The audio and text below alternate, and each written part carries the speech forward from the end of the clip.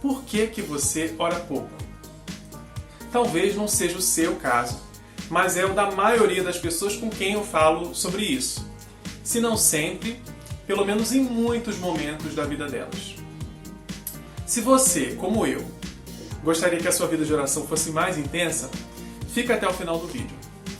Se eu fosse você, eu ficaria, né? Afinal, o mundo nem tá precisando, né, que a gente ore. Eu sou o Leonardo Marques e ultimamente, quando eu penso sobre oração, eu me lembro dessas palavras de Davi. De tarde e de manhã e ao meio-dia orarei e clamarei, e ele ouvirá a minha voz. Como ele parece fervoroso aqui, né? Orando e clamando ao Senhor no pôr do sol, que era quando o novo dia começava para os judeus, e no nascer do sol, e ao meio-dia. Assim, é claro que o fervor de Davi me inspira sempre, mas essas palavras aqui foram registradas num momento de profunda angústia para ele. No Salmo 55, ele se encontra sobrecarregado, confuso, aterrorizado até. Ele está sendo ameaçado pelos inimigos e até mesmo um amigo seu o havia traído. Durante todo o salmo, ele lamenta e parece temer que Deus o ignore. Mas aí, no verso 16, ele parece recobrar a confiança. Mas eu invocarei a Deus, e o Senhor me salvará. De tarde e de manhã, e ao meio-dia orarei e clamarei, e ele ouvirá a minha voz. Quem dera a minha vida de oração fosse mais intensa. Isso acontece com você também? Você pensa isso quando lê essas palavras? Por que você não ora? Por que, como Davi, não lança a mão desse recurso tão precioso no começo, e no meio, e no fim do dia? Talvez porque não seja o momento da angústia. O aperto até veio, mas já passou. Talvez as coisas estejam relativamente tranquilas. Nós sabemos que o próprio Davi viveu momentos mais tranquilos, onde o seu fervor não era tão evidente. E eu não quero ser hipócrita aqui de não admitir que o clamor é muito mais intenso quando as coisas são difíceis.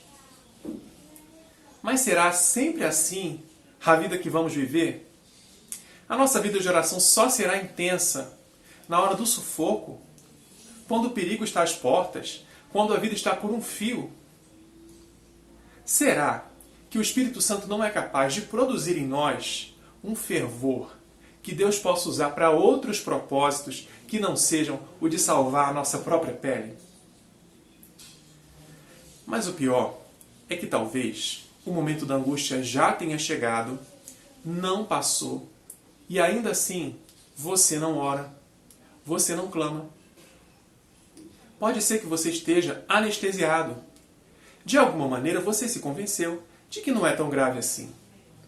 Talvez tenha encontrado um jeito de se distrair. Encontrou algum outro objetivo e está extremamente focado. Ou encontrou refúgio na comida, no entretenimento ou em algum vício. Talvez ainda o momento da angústia tenha chegado, não passou, e você sabe disso, não está anestesiado. Mas não clama, porque para falar a verdade você está farto. Você já viu Deus agir em seu favor em outros momentos, é maravilhoso. Mas toda espera, por que Deus parece ignorar você às vezes? Se Ele sabe o que precisa ser feito, por que Ele simplesmente não faz? Por que você tem que clamar? Ah não, se Ele quiser agir, ótimo, mas você que não vai ficar esperando. Melhor ir tocando a vida, né? Do jeito que você conseguir.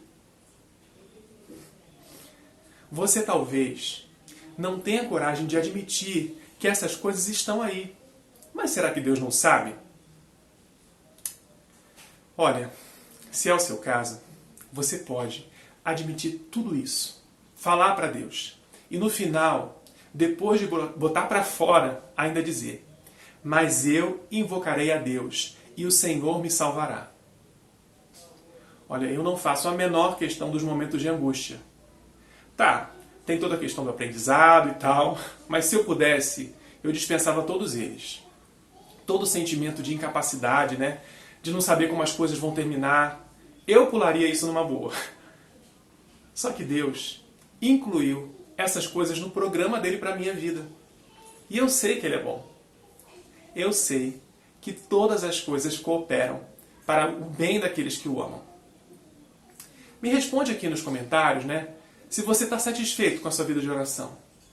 Se sim, o que você tem feito que faz mais diferença? E se não, qual que seria o seu maior obstáculo?